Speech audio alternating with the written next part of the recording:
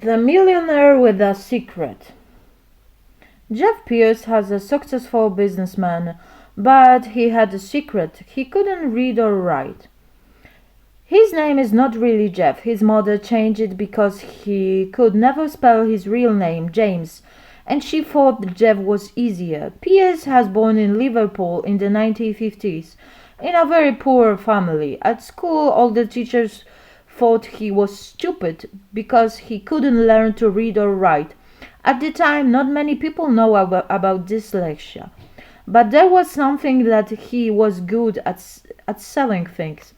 Pierce's first experience as a salesman was when he was a boy, and he and his mother used to go door to door asking for old clothes that they could sell in the market. He instinctively knew what people wanted, and it soon seemed that he could make money from anything.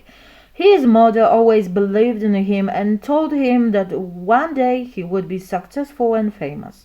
In the 1983, when he already owned a small boutique, he decided to invent 70-50 and leather trousers and to sell them very cheaply in his shop.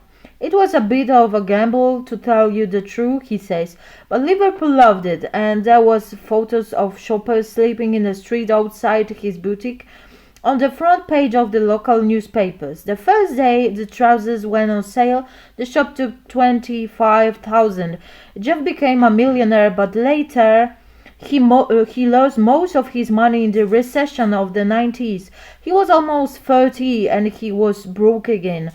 He even had to go back to selling clothes in the market, but he never gave up, and soon he set up a new business, a department store called Jeff's, which again made him a millionaire. However, success didn't mean anything to Jeff, because he still couldn't read or write.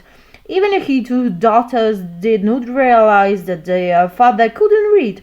When one of them asked him to read her bedtime story, he went downstairs and cried because he felt so ashamed. At work, he calculated figures in his head, while his wife Gina rolled all the checkers and read contracts. In the 1992, Pierce has awarded a Businessman of the Year prize for the best clothes store in Liverpool.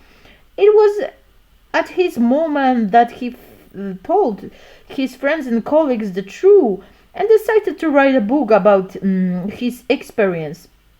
But first he had to learn to read and write. He went to evening classes and employed a private teacher, but he found it very difficult because of his dyslexia. Finally, with the help of a ghostwriter, his autobiography, A Pocket Full of Hopes and Dreams, was published and became a bestseller. Recently, he was walking in the middle of the night of someone knocking on his front door. It was his daughter, to whom he had been able to read a bedtime story all those years earlier.